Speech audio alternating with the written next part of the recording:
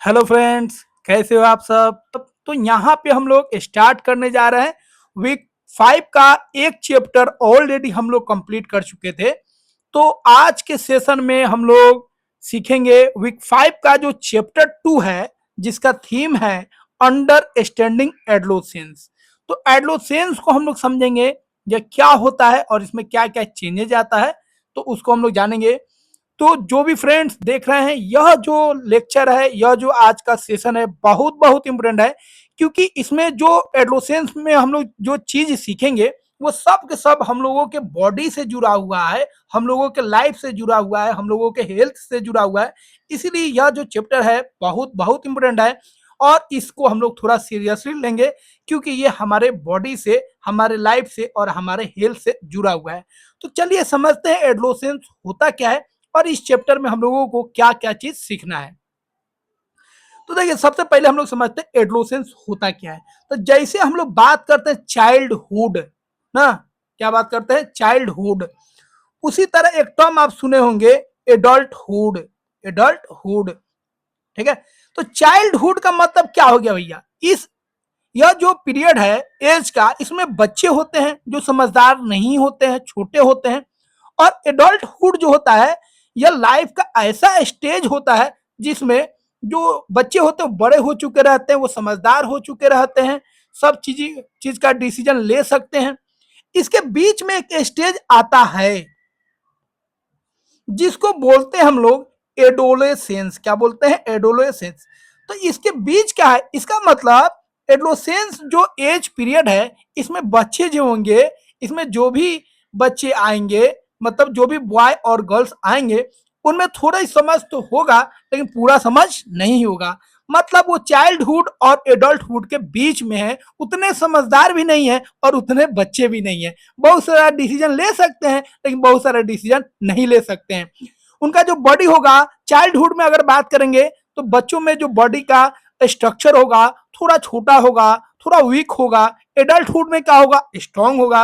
लेकिन यह स्टेज ऐसा है जिसमें जो बॉडी है वो ग्रोथ कर रहा है, उसमें बहुत सारे चेंजेस आ रहा है। तो चलिए एक एक चेंजेस को हम लोग समझते हैं।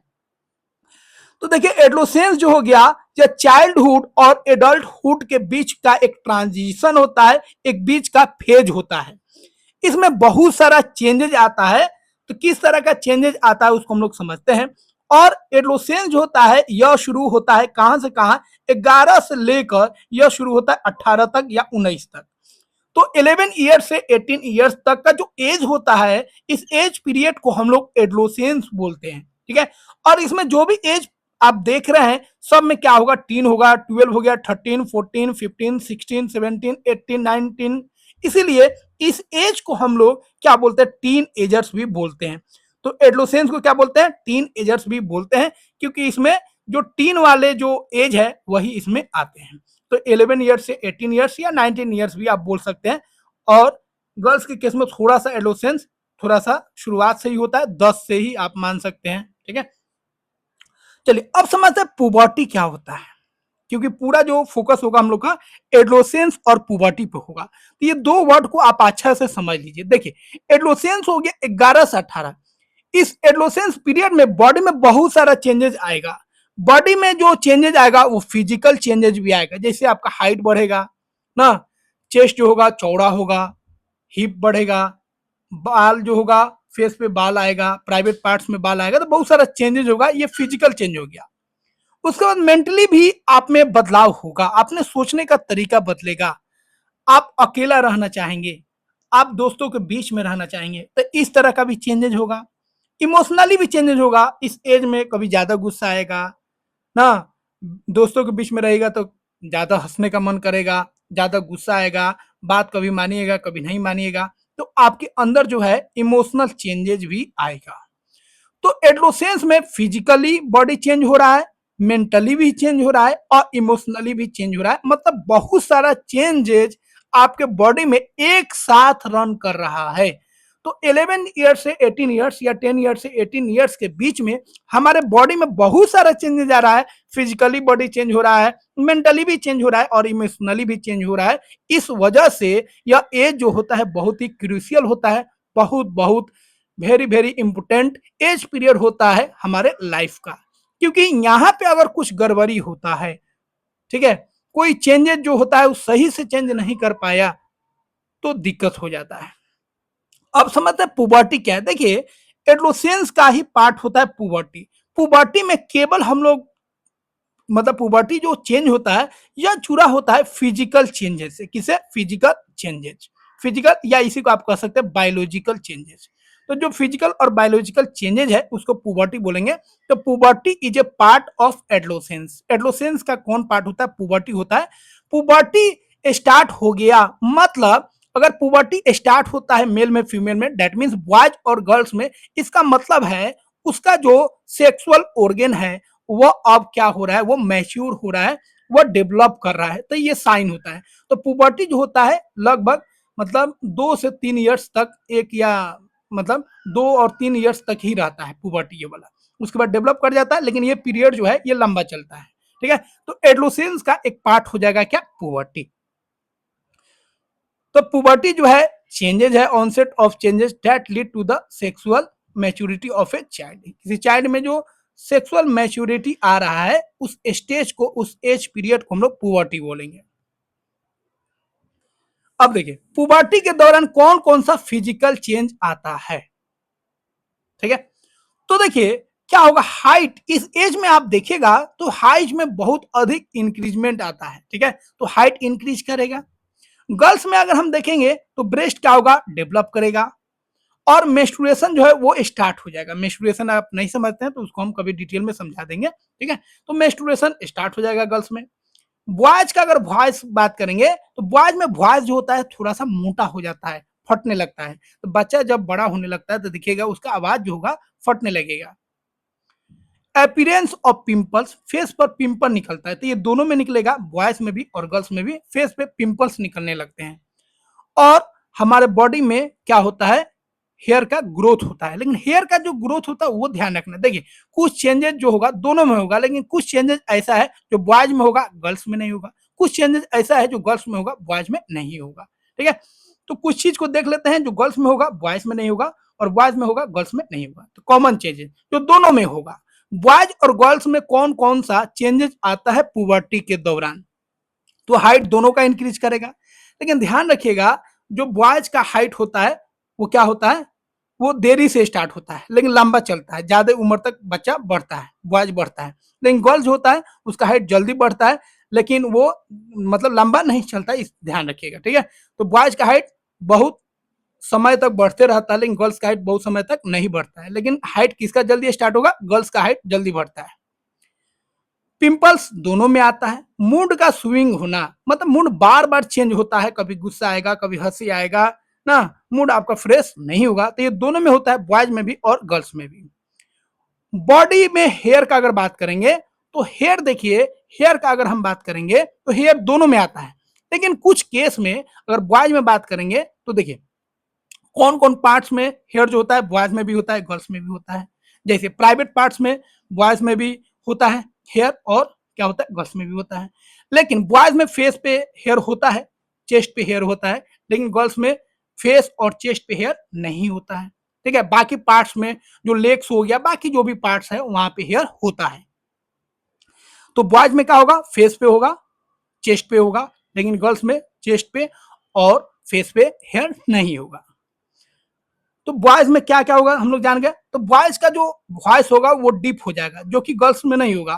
फेस पे हेयर होगा, ठीक है, चेस्ट पे हेयर होगा और इसका जो शोल्डर होगा वो चौड़ा हो जाएगा। शोल्डर क्या होगा? चौड़ा होगा।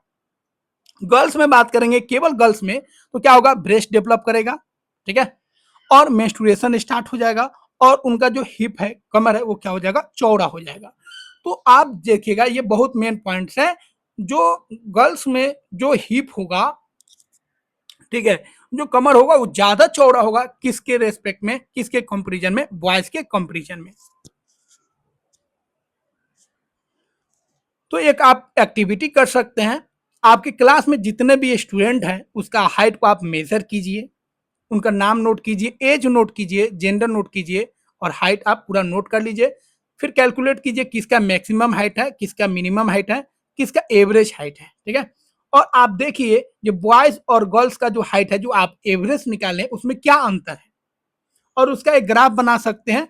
एक्स एक्सिस पे एज को रखिए, एक्स एक्सिस पे किसको रखिए, एज, और वाई एक्सिस पे हाइट रखिए। इस तरह एक ग्राफ आप ड्रॉ कर सकते हैं कि किस तरह का चेंजेस आ रहा है। तो यहाँ पे हम लोग देखेंगे जो बॉडी में है बहुत सारा चेंजेज आ रहा है, बॉडी में बहुत सारा चेंजेज आ रहा है। बॉडी फिजिकली भी चेंज हो रहा है, मेंटली भी चेंज हो रहा है और इमोशनली भी चेंज हो रहा है। इसका मतलब कुछ ना कुछ इसके पीछे रीजन है। तो हमारे बॉडी में बहुत तरह का हार्मोन्स रिलीज होता है। यही हार्मोन जो होता है वह रिस्पॉन्सिबल होता है किसके लिए, यह जो चेंज हो रहा है उसके लिए। तो पुबर्टी में जो भी चेंज हो रहा है उसके लिए जिम्मेदार कौन है, हार्मोन जिम्मेदार है। एक ही हार्मोन से होता है नहीं, अलग अलग हार्मोन होता है जो अलग अलग चेंजेस को लाता है। जैसे ग्रोथ हार्मोन जो होता है हमारे बॉडी के ग्रोथ को कराता है, और जो हमारा जो सेक्सुअल ऑर्गन जो डेवलप करता है मेल में और फीमेल में, तो फीमेल में जो होता है वो एस्ट्रोजन जिम्मेदार होता है। ये एस्ट्रोजन जो होता है इसको हम लोग फीमेल सेक्स हार्मोन भी बोलते हैं, क्योंकि फीमेल में जो सेक्स ऑर्गन होता है उसके डेवलपमेंट के लिए यह एस्ट्रोजन जिम्मेदार होता है। जबकि अगर मेल में बात करेंगे, बॉयज में बात करेंगे, तो उसका जो मेल रिप्रोडक्टिव पार्ट्स होता है उसको डेवलपमेंट करने के लिए कौन सा हार्मोन जिम्मेदार होता है, तो उसके लिए टेस्टोस्टेरोन जो होता है वह रिस्पॉन्सिबल होता है। ठीक है, तो ये चैप्टर को थोड़ा सीरियसली लीजिएगा, इसको कभी हम डिटेल में बहुत अच्छे से आपको बताएंगे, क्योंकि ये चैप्टर हमारे बॉडी से और हमारे लाइफ से और हमारे हेल्थ से जुड़ा हुआ है। इसीलिए आप एक एक चीज को बहुत ध्यान से समझिएगा। ठीक है, तो यहाँ पे आपको थोड़ा सीरियस हो जाना है। चलिए, अब क्या क्या बिहेवियर चेंज होगा। तो पुबर्टी एक ऐसा एज पीरियड होता है, एडोलेसेंस एक ऐसा एज पीरियड होता है जिसमें हमारा बॉडी जो है फिजिकली तो चेंज हो रहा है, लेकिन उसमें इमोशनली और साइकोलॉजिकली भी बहुत सारा चेंज हो रहा है। तो इमोशनली जो चेंज हो रहा है उसको हम लोग देख लेते हैं। तो देखिए इस एज में क्या होता है ना, मूड बहुत बदलता है, एक तरह का मूड नहीं रहता। कभी गुस्सा आएगा, कभी आपको अच्छा लगेगा ना, कभी आप बाहर रहना पसंद करेंगे, कभी घर में रहना पसंद करेंगे, कभी अकेला रहना पसंद करेंगे, कभी दोस्तों में रहना पसंद करेंगे। तो बहुत तरह का चेंज इस एज में आता है। बहुत कभी गुस्सा आएगा, कभी नॉर्मल हो जाइएगा। अब बहुत ज्यादा सेंसिटिव हो जाते हैं, किसी भी बात को लेकर आप बहुत जल्दी सीरियस हो जाते हैं। डिजायर ऑफ इंडिपेंडेंस, हमेशा आप चाहते हैं जो अकेला रहे।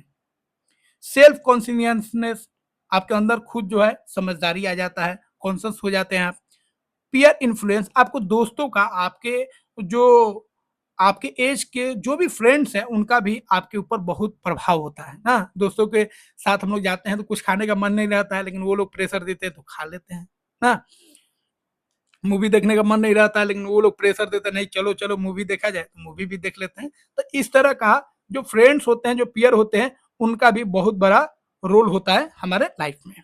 इंक्रीज कॉन्फिडेंस, कॉन्फिडेंस हम लोगों का बढ़ता है उस एज में। और सेल्फ अवेयरनेस, और जो अवेयरनेस है अपने बारे में वो क्या होता है, वो आपको बढ़ता है। मतलब आप सेल्फ अवेयर हो जाते हैं, अपने बारे में ज्यादा चीजों को जानने लगते हैं।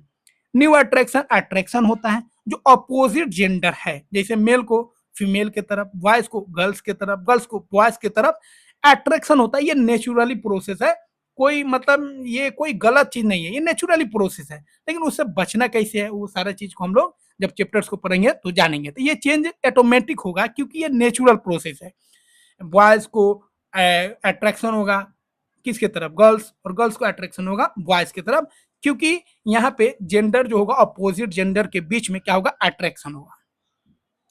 अब देखिए इसमें बहुत सारा हार्मोन ऊपर हम लोग पढ़े थे, इसमें और भी हार्मोन जिम्मेदार होते हैं किसके लिए, जो बिहेवियर चेंज हो रहा है। तो बिहेवियर चेंज के लिए डोपामिन, सेरोटोनिन, एड्रेनलिन, ये सब जिम्मेदार होता है। ठीक है, जब आप बहुत डरते हैं या बहुत ज्यादा घबरा जाते हैं तो यह एड्रेनलिन जो होता है यह हार्मोन रिलीज होता है हमारे बॉडी में। ठीक है, तो ये सब चीज ध्यान रखना है।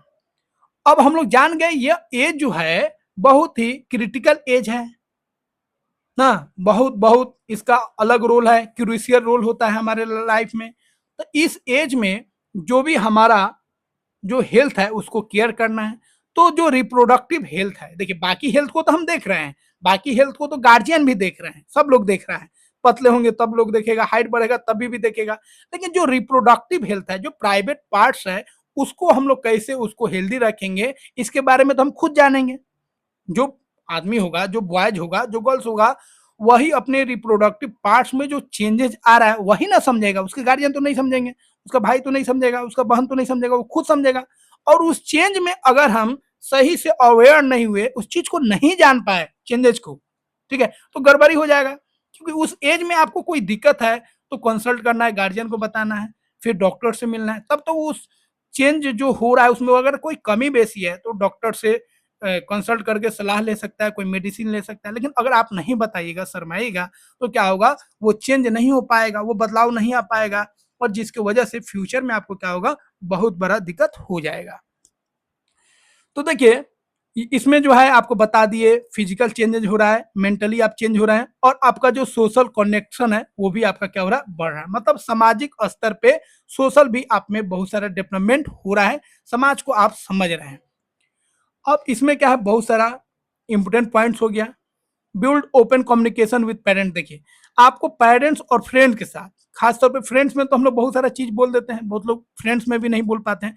आप में कोई कमी आ रहा है, कोई झिझक है, कोई हेजिटेशन है, तो उसको आपको फ्रेंड्स में शेयर करना है, पेरेंट्स के साथ बताना है। अगर उस समय आप नहीं बता पाएगा तो फ्यूचर में आपको बहुत दिक्कत होगा।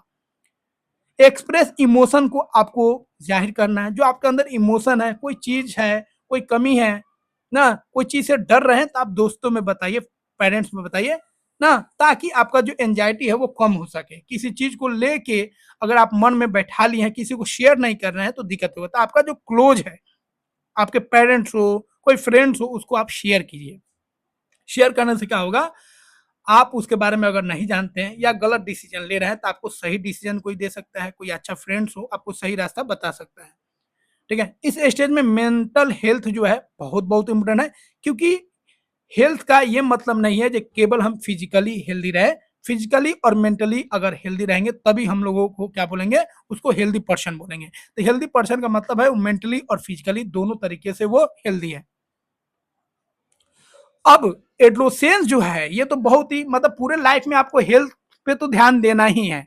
लेकिन इस एज में दिक्कत क्या है, इस एज में हम तो उतना अवेयर है नहीं, उतने बड़े हैं नहीं जो खुद समझ सके सभी चीजों को, क्योंकि ये नया नया चेंज हो रहा है जिसके बारे में हम नहीं जाना है। लेकिन आपको बुक्स में इसीलिए ये चैप्टर को दिया गया है ताकि टीचर जो है उसको अच्छा से समझा सके, उसके हेल्थ के बारे में, उसके रिप्रोडक्टिव पार्ट्स के बारे में, और ये जो पुबर्टी एज है उसको अच्छा से टीचर्स बता सके ताकि उसके अंदर वो जानकारी हो सके। क्योंकि जब तक नॉलेज नहीं होगा, जब तक आप चीजों को नहीं जानिएगा, तो उसको अप्लाई कैसे कीजिएगा। इसीलिए इस चैप्टर को मतलब ऐड कर दिया गया है, और इसको हमको लगता है 6-7 से ही इसको ऐड कर देना चाहिए, क्योंकि ये बहुत इंपॉर्टेंट चैप्टर्स है। ये चैप्टर्स नहीं है, क्योंकि ये लाइफ से जुड़ा हुआ चीज है हम लोगों के। तो इसीलिए इसको अच्छे से समझिए, क्योंकि बहुत सारे हम देखते हैं बच्चों में, क्योंकि इसका जानकारी रहता नहीं है और वो गलत तरीके से सोचते हैं, शर्माते हैं, लजाते हैं, जिसकी वजह से फ्यूचर में जो है उनको बहुत प्रॉब्लम हो जाता है। अब देखिए, अब हम लोगों को हेल्थ का ध्यान रखना है एडोलेसेंस के दौरान, क्योंकि बॉडी में बहुत सारा चेंजेज आ रहा है। तो क्या क्या चीज आपको करना है, तो सबसे पहले आपको जो डाइट लेना है इस एज में प्रॉपर लेना। देखिए, प्रॉपर डाइट तो हमेशा लेना है, लेकिन इस एज में खास ध्यान रखना है, क्योंकि आपका बहुत सारा ग्रोथ हो रहा है। तो प्रोटीन्स लेना है ताकि बॉडी का ग्रोथ अच्छा हो सके। आयरन लेना है स्पेशली फॉर गर्ल्स। देखिए, गर्ल्स में क्यों कहा गया है कि गर्ल्स में जनरली आप देखिएगा बॉयज की तुलना में जो हीमोग्लोबिन होता है, ठीक है, वो क्या होता है, कम होता है। इसीलिए गर्ल्स में अधिक आयरन का जरूरत होता है ताकि जो हेमोग्लोबिन है, जो ब्लड है, वो मेंटेन रह सके। कैल्शियम जरूरी है बोन्स के मजबूती के लिए, बोन्स के स्ट्रॉन्ग के लिए। विटामिन और मिनरल्स भी इंपॉर्टेंट है, और इस सब का सोर्स ऑलरेडी हम लोग पढ़ चुके हैं। बस केवल आपको जंक फूड से बचना है, ठीक है, और बैलेंस डाइट लेना है। ऐसा खाना लेना है जिसमें, ठीक है, वेजिटेबल्स भी हो, उसमें मीट हो, ठीक है, चिकन मटन ये सब चीज हो, ड्राई फ्रूट्स हो, ऐसे फ्रूट्स को लेना है। अब इस एज में जो है, यह जो एज पीरियड है पुबर्टी, इसमें जो है पर्सनल हाइजीन जो है ये बहुत इंपॉर्टेंट है। मतलब आप बॉडी को किस तरह साफ कर रहे हैं। तो देखिए, एक्सटर्नल जो पार्ट है हमारे बॉडी का, उसको तो हम अच्छा से साफ कर लेते हैं, बात समझ रहे हैं। जो हमारा बॉडी है उसका जो एक्सटर्नल पार्ट है वो तो अच्छा वो साफ कर लेते हैं, और चेहरा ओहरा जो है, पैर हाथ खूब पॉलिश मारते हैं, खूब साफ करते हैं, क्योंकि ये कोई भी लोग देखेगा तो टोक देगा। फेस अगर गंदा होगा तो कोई भी टोक देगा। लेकिन प्राइवेट पार्ट्स जो है वो साफ है कि नहीं, तो उस पर तो ध्यान ध्यान जो है किसी का नहीं जाएगा। छोटे हम लोग रहते थे तो मम्मी पापा जो है मदर फादर्स वो लोग उसको साफ करते थे, लेकिन जब बड़े हो जाएंगे तो खुद हम लोग शर्माएंगे, है कि नहीं। तो उसका केयर जो है अब आपको खुद करना है, कहीं मम्मी पापा तो करेंगे नहीं और कोई तो करेगा नहीं, क्योंकि आप बड़े हो चुके हैं, खुद से नहा रहे हैं, खुद से कपड़ा साफ कर रहे हैं। तो उस समय क्या करेंगे, एक प्रॉपर हम लोग हाइजीन रखेंगे, मतलब जो एक्सटर्नल पार्ट है उसको तो साफ करते ही हैं, लेकिन उसके साथ साथ जो हमारा प्राइवेट पार्ट्स है, इंटरनल पार्ट्स है, तो उसको हम लोग साफ करेंगे। जैसे पेनिस एरिया या वेजाइना एरिया जो है उसको अच्छे से साफ करेंगे ना, बाल ओल जो है उसको समय पर साफ करेंगे ना, आर्म पिट्स में जो हेयर है, जो गंदगी है उसको साफ करेंगे। तो इस तरीके से हम लोग सफाई रख सकते हैं, स्किन का सफाई रख सकते हैं। हाँ, रेगुलर बाथिंग हम करेंगे, क्लॉथ को साफ करेंगे, ठीक है। और ओरल जो हाइजीन है, मुंह जो है ब्रश करेंगे, कुला करेंगे। गर्ल्स के लिए जो स्पेशल केयर रखना है मेंस्ट्रुएशन के दौरान, क्योंकि मेंस्ट्रुएशन जब स्टार्ट होगा तो उसमें क्या होगा, वेजाइना से बहुत ही गंदा जो है ब्लड रिलीज होगा। तो इस दौरान जो है वेजाइना से जो अनफर्टिलाइज्ड एग होता है वो ब्लड के साथ रिलीज होता है, मतलब आप इसको डर्टी ब्लड बोल सकते हैं ना। तो इसमें जो होता है ये लगभग 4 से 5 दिन चलता है। तो इसमें बहुत सारे वेजाइने से क्या हो रहा है, ब्लड रिलीज हो रहा है। तो इस दौरान जो ब्लड तो डर्टी है उसमें बहुत सारा जम्स हो सकता है, जिसकी वजह से इन्फेक्शन लग सकता है। तो इस दौरान जो है हम लोगों को सही ध्यान रखना चाहिए, किसको, गर्ल्स को। तो गर्ल्स को इस दौरान जो है सही ध्यान रखना चाहिए ताकि इन्फेक्शन नहीं लगे, सही से सैनिटरी पैड का यूज करना चाहिए और बार बार उसको साफ करते रहना चाहिए ताकि कोई इन्फेक्शन नहीं लगे। अब देखिए, इस एज में हम लोग एक्टिविटी तो करते हैं, लेकिन अभी मोबाइल का समय है ना, मोबाइल का जमाना है, मोबाइल जनरेशन है, ये केवल मोबाइल पे ही सारा काम हो जाता है हम लोगों को। तो इसके लिए आपको खेल कूद करना चाहिए, अच्छा एक्सरसाइज करना चाहिए, और सबसे बेस्ट एक्सरसाइज तो खेलना है। इस उम्र में खेलिए कूदिए, जिससे आपका जो पूरा बॉडी का जो एक्सरसाइज है कंप्लीट हो जाए, जिससे आपका ब्लड का सर्कुलेशन अच्छा रहे और जिससे आपका बॉडी का ग्रोथ अच्छा हो। अब मेंस्ट्रुएशन को थोड़ा सा हम लोग समझ लेते हैं। तो मेंस्ट्रुएशन आपको बता दिए, ये नेचुरल प्रोसेस होता है जो हर एक मंथ में होगा, मतलब ये रेगुलर होगा। मेंस्ट्रुएशन को शॉर्ट में हम लोग एमसीबी बोलते हैं, मेंस्ट्रुएशन साइकिल। ये हर एक मंथ में होगा और ये किस में होगा, गर्ल्स में होगा, ठीक है। तो ये जो स्टार्टिंग पीरियड है लगभग मान के चलिए 10 से 11 में ये स्टार्ट हो जाता है, ठीक है। कुछ रेयर केस को छोड़ दे तो 10 से 11 में ये स्टार्ट होगा। ये डिले भी हो सकता है, 12 भी हो सकता है किसी में, तो ये फिक्स्ड नहीं है। किसी में 12 हो सकता है, किसी में 13 हो सकता है, किसी में 10 भी हो सकता है ना, किसी में 9 भी हो सकता है। तो ये कोई फिक्स नहीं है और घबराने की जरूरत नहीं है। लेकिन मान लीजिए किसी गर्ल्स में अगर 13-14 में भी अगर मेंस्ट्रुएशन नहीं आ रहा, तब आपको गार्जियन से कंसल्ट करना है, मदर से कंसल्ट करना है। फिर मदर डॉक्टर के पास आपको ले जाएंगे ना, और उससे क्या करेंगे, कंसल्ट करेंगे क्या दिक्कत है। तो इसको छुपाना नहीं है, अगर मेंस्ट्रुएशन नहीं हो रहा है तो आपको बताना है। तो इस तरीके से हम लोग गार्जियन से कंसल्ट कर सकते हैं, या किसी फ्रेंड्स को बोले ना। फिर फ्रेंड्स जो है आपको कुछ रास्ता बताएगा, जो गार्जियन से मिलो, मम्मी से मिलो, बहन से मिलो। तो इस एज में यह गलती नहीं करना है, ठीक है। अगर लेट से स्टार्ट है मेंस्ट्रुएशन तो उसके लिए आपको क्या करना है, कंसल्ट करना है। किसे, पहले मदर से, दोस्तों से, या तो मदर हो ही गया सबसे बेस्ट ऑप्शन। उसके अलावा जो है कोई सिस्टर है तो सबसे अच्छा हो गया। नीड अवेयरनेस, आपको जागरूक होना है, अवेयर होना है, ठीक है। आपको शर्माना नहीं है, कोई झिझक नहीं करना है, क्योंकि ये नेचुरल प्रोसेस है, ये होना जरूरी है। तो फ्यूचर में आप जो है अपने पीढ़ी को आगे ले जा सके तो यह नेचुरल प्रोसेस है। ये अगर नहीं होगा तो फ्यूचर में आप माँ नहीं बन सकते हैं, बात समझ रहे हैं। तो ये बहुत इंपॉर्टेंट है, क्योंकि इसी में अगर कुछ कमी आ जाएगा तो बाकी आगे जो है इलाज करने में बहुत दिक्कत हो जाता है। क्योंकि इस एज में जो इसका डायग्नोसिस है वो इजी है, आगे बहुत दिक्कत करेगा। इसीलिए इसको बहुत मतलब ध्यान से समझना है इस चीज को, ठीक है। और मेंस्ट्रुएशन जो प्रोडक्ट है, जैसे हम लोग सैनिटरी पैड यूज कर रहे हैं, मेंस्ट्रुएशन कप का यूज कर रहे हैं, उसके बारे में भी आपको थोड़ा सा अवेयर होना है, क्योंकि मोबाइल का जमाना है, उस चीज को आप सर्च भी कर सकते हैं, समझ भी सकते हैं।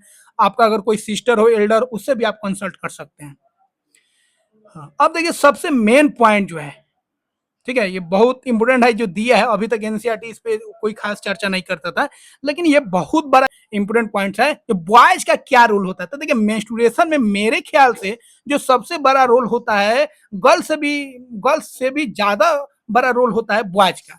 तो बॉयज में मेंस्ट्रुएशन तो होता नहीं है, ये गर्ल्स में होता है, लेकिन बॉयज का बहुत बड़ा जिम्मेदारी होता है, बहुत बड़ा रेस्पॉन्सिबिलिटी होता है, ध्यान रखिएगा। क्योंकि इस एज में क्या होता है, इस एज में जब गर्ल्स के अंदर मेंस्ट्रुएशन स्टार्ट होगा या उस एज पीरियड में जब वो पहुंचेगी, तो बॉयज क्या करते हैं, उनको मतलब अगर बहाना मिल जाए किसी तरीके से चिढ़ाने लगते हैं, या इसका जो शॉर्ट पोर्शन है एमसी, ये भी कह के बहुत सारे बच्चे चिढ़ाते हैं। मैं समझ रहे हैं? तो इस एज में क्या होता है, बहुत सारे जो बॉयज होते हैं, ठीक है, क्योंकि इस तरीके से वो अलग अलग वर्ड को यूज करते हैं, चिढ़ाते हैं, तो होता क्या, क्योंकि इस चीज को समझ नहीं रहे, ये प्रोसेस होता क्या है भैया, ये नेचुरल प्रोसेस है, ये नहीं होगा तो आगे फ्यूचर नहीं हो पाएगा, आगे जनरेशन नहीं जा पाएगा, और ये सब में होता है। ये नहीं है जी आप जिसको चिढ़ा रहे हैं उसी के घर में हो रहा है, आपके घर में भी हो रहा है, आपके घर में भी जो गर्ल्स है, ठीक है, जो फीमेल है, उस सबके अंदर ये मेंस्ट्रुएशन प्रोसेस है, और मेंस्ट्रुएशन प्रोसेस जो है 10 बरस से मान के चलिए 45 बरस तक या 50 बरस तक ये चलना ही है। बात समझ रहे हैं? वो मदर्स के फॉर्म में हो या सिस्टर के फॉर्म में हो, किसी भी रूप में हो, अगर वो फीमेल है तो ये प्रोसेस उसको 10 से 45 या 50 बरस तक ये चलेगा ही, इसको कोई नहीं रोक सकता। अगर रुक गया तो दिक्कत हो जाएगा, ठीक है, अगला जनरेशन आप नहीं बढ़ा सकते हैं। तो ये बहुत इंपॉर्टेंट रोल है। अगर आप इसको किसी को कमेंट कर रहे हैं, किसी को, किसी गर्ल्स को इससे रिलेटेड कुछ वर्ड बोलना है, तो अपने घर में देख लीजिए ये कितना बड़ा, ये नेचुरल प्रोसेस है, हम लोग नहीं बनाए, ये ऊपर वाले बनाए हैं। बात समझ रहे हैं? इसीलिए आपके अंदर जागरूकता होना चाहिए। दूसरा चीज जो है हम आपको बता देते हैं, जब मेंस्ट्रुएशन स्टार्ट होगा गर्ल्स में, खास तौर पे फर्स्ट मेंस्ट्रुएशन या उसके बाद भी जो मेंस्ट्रुएशन स्टार्ट होता है, इसमें मूड बहुत बदलता है, बहुत सारा पेन होता है, ठीक है, तो जो कमर है उसमें पेन होगा, बहुत सारा मूड स्विंग करेगा, बहुत मतलब चिड़चिड़ापन होगा, इरिटेशन होगा। इसीलिए इस समय में हम लोगों को साथ देना चाहिए, कोई प्रॉब्लम हो तो उसको समझाना चाहिए, कोई बात बोलना हो तो थोड़ा आराम से बोलना चाहिए, क्योंकि इसमें बहुत सारा मूड में स्विंग आता है, बहुत सारा चेंजेज आता है, हमेशा मतलब अच्छा मूड नहीं रहता है इसमें। मैं समझ रहा है, क्योंकि बहुत सारा चेंजेज हो रहा है, पेन हो रहा है, तकलीफ हो रहा है, पूरा ब्लड का खिंचाव हो रहा है बॉडी से, बॉडी वीक होने लगता है इस मतलब इस पीरियड में, और ये हर एक मंथ में आ रहा है, हर एक मंथ में आ रहा है। तो देखिए हर एक मंथ कब आ जाएगा कोई फिक्स डेट नहीं होता है, उसके लिए 1 से 2 दिन पहले जो है तैयार रहना पड़ता है, पहले से सैनिटरी पैड को लगा के रखना पड़ता है कि कब आ जाए। तो इसीलिए उनका आपको साथ देना है, भाई के तौर पे हो, दोस्त के तौर पे हो, आपको कमेंट नहीं करना है, गलत कमेंट नहीं करना, उनको साथ देना है, ठीक है। तो कभी कभी ऐसे भी होता है, कभी कभी होता है सैनिटरी पैड का कोई यूज नहीं किया, अचानक आ गया ना, तो उसे क्या होगा, कपड़ा खराब हो सकता है, लीक कर जाता है, तो उसके वजह से भी बहुत सारे लोग या बच्चे कमेंट करने लगते हैं। तो इस तरीके से बचना है, क्योंकि ये नेचुरल प्रोसेस है और ये हमारे घरों में भी है। बात समझे, सीरियस रहना है आपको। तो हम लोग भी उस समय नहीं समझते थे, लेकिन जब आगे बढ़े ना, बड़े हुए, तब समझ में आया ये बहुत इंपॉर्टेंट साइकिल होता है, मेंस्ट्रुएशन साइकिल। इसके इंपोर्टेंस को अगर आप समझ जाएगा तो आप कमेंट नहीं कर पाइएगा, क्योंकि ये होना बहुत बहुत जरूरी है गर्ल्स में, याद रखिएगा, बहुत बहुत जरूरी है। और अगर नहीं हो रहा है तो उसके लिए डॉक्टर से कंसल्ट करना पड़ेगा, नहीं तो फ्यूचर में बहुत दिक्कत हो जाएगा। और इसके लेके आप कमेंट कर रहे हैं, भाई नेचुरल प्रोसेस है, सब में हो रहा है ना, गर्ल्स में हो रहा है, आप में कुछ चेंजेज आ रहा है, ये चेंजेस नेचुरली है, होना ही है। चलिए, तो मिथ कुछ हम लोग देख लेते हैं जो समाज ने, जो सोशल ने बनाया है, ठीक है। तो समाज ने बहुत सारा मिथ बनाया जिसको हम लोग देखते हैं। Girls should not enter the kitchen, मतलब जब मेंस्ट्रुएशन हो जाएगा, गर्ल्स को मेंस्ट्रुएशन स्टार्ट हो जाएगा, तो किचन में हम लोग अलाउ नहीं करते हैं, जबकि किचन से कोई लेना देना नहीं है। मेंस्ट्रुएशन तो अपना नेचुरल प्रोसेस है, हम लोग थोड़े बनाए हैं, नेचुरल प्रोसेस है। तो उसके दौरान जो है कोई भी काम करे कोई दिक्कत नहीं है, उसको जो मन करे वो काम कर सकती है, ठीक है। तो ये नहीं है किचन में नहीं जाना है, या खाना नहीं पकाना है, या खाना नहीं छूना है, या कोई मेहमान आ जाए तो उसको खाना नहीं देना, ऐसा बात नहीं। शुड स्टे सेपरेटली, उसको अलग छाड़ दिया नहीं, इस बिस्तर पे नहीं सोना है भैया, तुम अपना बिस्तर अलग रखो क्योंकि मेंस्ट्रुएशन स्टार्ट हो चुका है, ये सब गलत चीज है। Should it pickles, should not it pickles, इस दौरान जो है पिकल्स नहीं खाना चाहिए, तो साइंस बोलता है इससे मेंस्ट्रुएशन को कोई लेना देना नहीं है।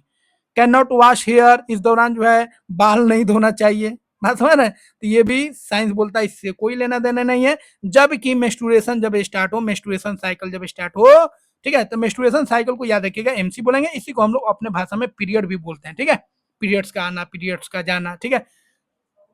तो इस दौरान जो हम लोगों को हाइजीन को ध्यान रखना है, साफ सुथराई को ध्यान रखना है, इसलिए ये नहीं जो बाल नहीं धोना है, भाई बाल धोना है, जो आपका जो प्रॉपर जो प्रोसेस है हाइजीन का वो आपको करना है।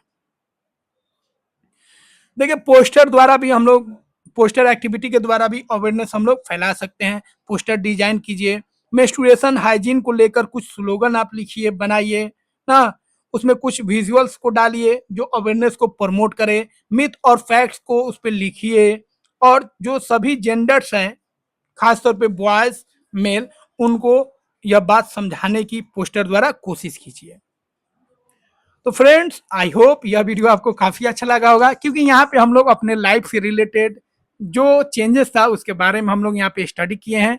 और ज़रूर आप इस चैनल को सब्सक्राइब कर लीजिए, क्योंकि देख रहे हैं बहुत सारे बच्चे लाइक कर रहे हैं, ठीक है, वीडियोज़ को पूरा देख रहे हैं, बट वो सब्सक्राइब नहीं कर रहे हैं, तो आप सब्सक्राइब कीजिए ताकि हम लोगों का जो चैनल है वो ग्रो करे। और यहाँ पे आपको 6 से 10 पूरा एनसीईआरटी जो है चैप्टर वाइज आपको पूरा कॉन्सेप्ट मिलेगा, स्टडी मटेरियल मिलेगा, उससे रिलेटेड जो भी एमसीक्यू है वो भी आपको कराएंगे, और क्वेश्चन आंसर है सारा का सारा पॉइंट्स आपको कवर करेंगे। तो मिलते हैं फ्रेंड्स अगले वीडियो में।